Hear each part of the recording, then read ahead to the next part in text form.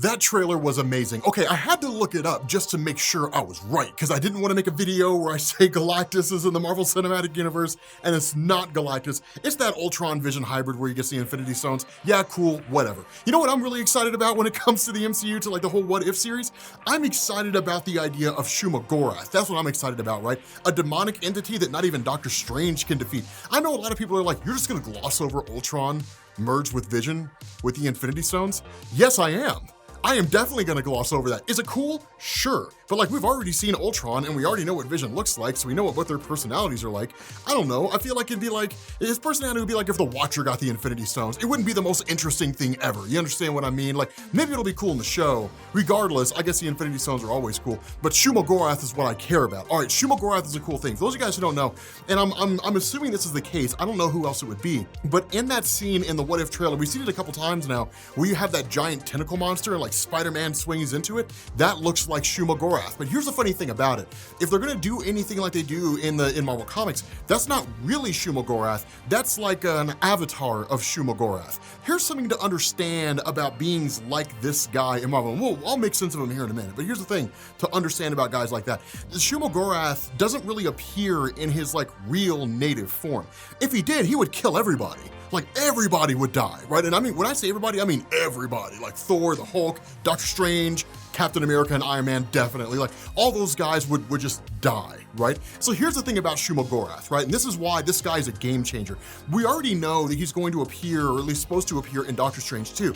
But if you thought Thanos was a legitimate threat, he's got nothing on this dude, right? So Shuma Gorath is what we call a Great Old One, or a Mini-Angled One, or they have different names, right? He's basically an eldritch demon.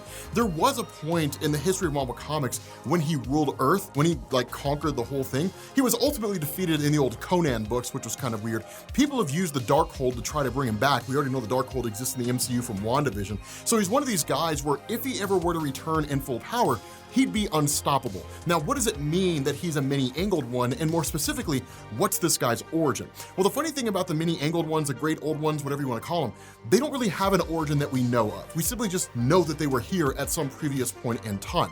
By whatever manner and whatever means, they were effectively defeated. Now, we don't know how all of them were defeated, we simply just know that they were. A lot of this seems to go back to Agamotto, the very first Sorcerer Supreme, the very first person to ever find a way to basically channel magical energy and then use it for his own ends, but we don't specifically know if that's the case. There's really no source that cites their origin here.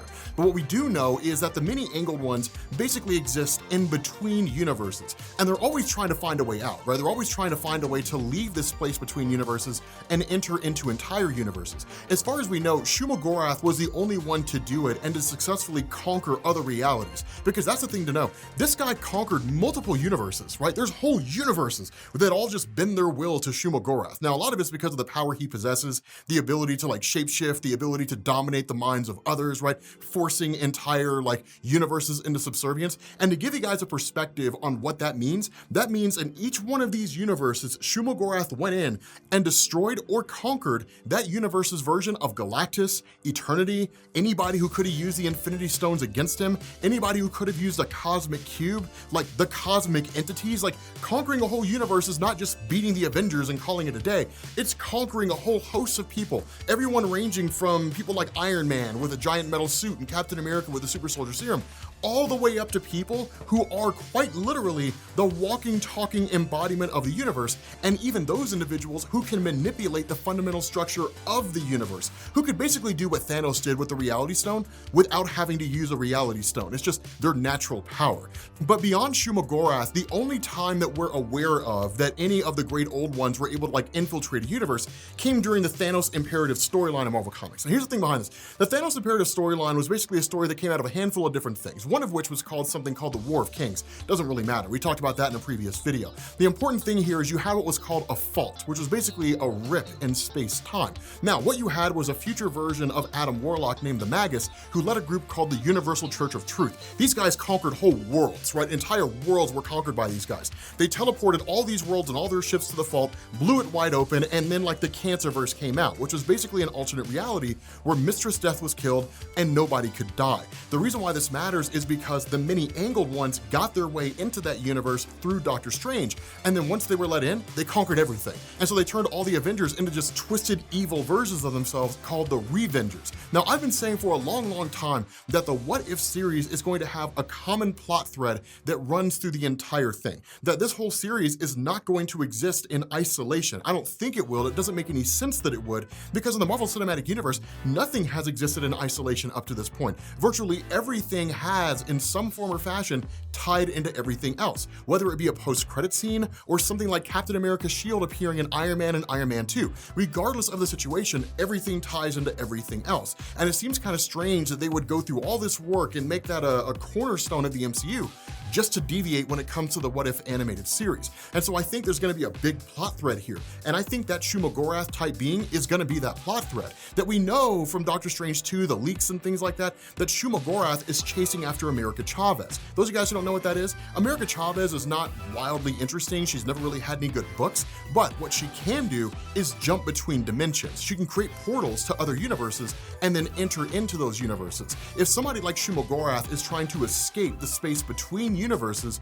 or assuming that he exists in some universe that's returned with the multiverse, where it's literally just a universe of demonic beings, and he's just trying to get out of it, that somebody like America Chavez would catch his attention, because she's the best person to use to essentially possess and then travel throughout the entirety of the multiverse however it is that he sees fit. And it could be one of these things where he maybe somehow managed to escape, or he made his way into this universe by whatever the case happens to be, and now we see the events unfolding in the What If episode, right? I'm ballparking here. We have no idea what it's gonna look like. We got like 2 weeks until we find out, which I'm excited about. But regardless, we don't really know exactly how that's gonna unfold. But we know that just by virtue of the history of the MCU, things tie in.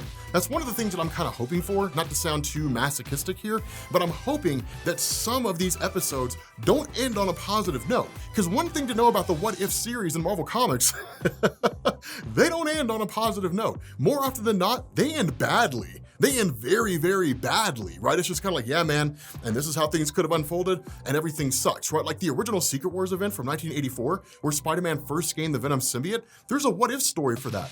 And what you end up finding out is the Venom symbiote actually consumed the entire biological structure of Peter Parker, except for his bones. And so there's one point where the symbiote's blown off what they thought was Peter Parker, and it's just his bones. He's just walking around in his bones. It's the weirdest thing, right? Like there's a what if story where like the Punisher's family doesn't get killed in Central Park. Instead, they get killed later, and he ends up becoming the Punisher anyway, right? Like these things usually end pretty badly. There's a story where Doctor Strange becomes a disciple of Dormammu, one where Jean Grey gets the Phoenix Force and obliterates all of creation. There's all kinds of these really cool what if stories, but they usually all end pretty badly. And that's something that I would kind of keep in mind here going into this, is you're not really gonna see a lot of these episodes that have a happily ever after kind of ending where it's like, and then Iron Man and Captain America showed up and the day was saved. Like it's probably not gonna happen. Like the one that features Ultron and Vision that are merged together with the Infinity Stones, he's probably gonna kill the Marvel Universe, right? He's probably gonna kill everything in existence in that episode, right? Wipe it all out and just call it a day. Or it'll end up being like the Ultron Forever story arc where basically all the Avengers got turned into Ultron robots. If you guys don't know about that story, it's amazing. I'm pretty sure we covered it at Comics Explained, and if we do, you'll find a link down in the description. If we didn't, we'll cover it when that episode comes out because it's a really cool story. But this is the kind of thing that you get with the What If series, but I'm really hoping that's Shuma Gorath. I'm really hoping it's that demonic entity that if it ever returned to full power,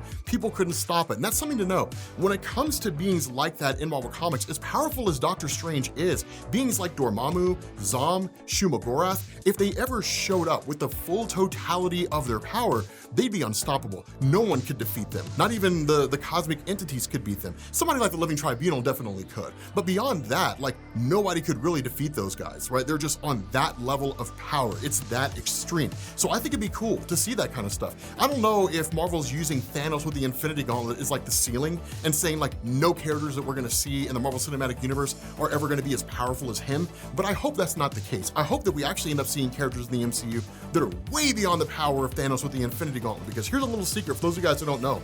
Thanos with the Infinity Gauntlet, that's small time. That's chump change. There are guys out there who would crush Thanos with the Infinity Gauntlet and not even by a little bit, right? Like that fight would be 2 seconds long. It wouldn't even be any bit of a conflict at all, right? Like the Molecule Man, the Marquis of Death, Matthew Malloy, Gambit from the X-Men when he was New Sun. Like, there's all kinds of characters out there who would just crush Thanos with the Infinity Gauntlet. It wouldn't even be fair. But let me know what you guys think down in the comments section about the trailer. I know it's a little 30-second TV spot, not a whole lot to go on here, but let me know how excited you guys are about the What If series, because I am looking forward to it. But with that being said, guys, we're gonna bring this to an end. Thank you guys for watching, and I will catch you all later.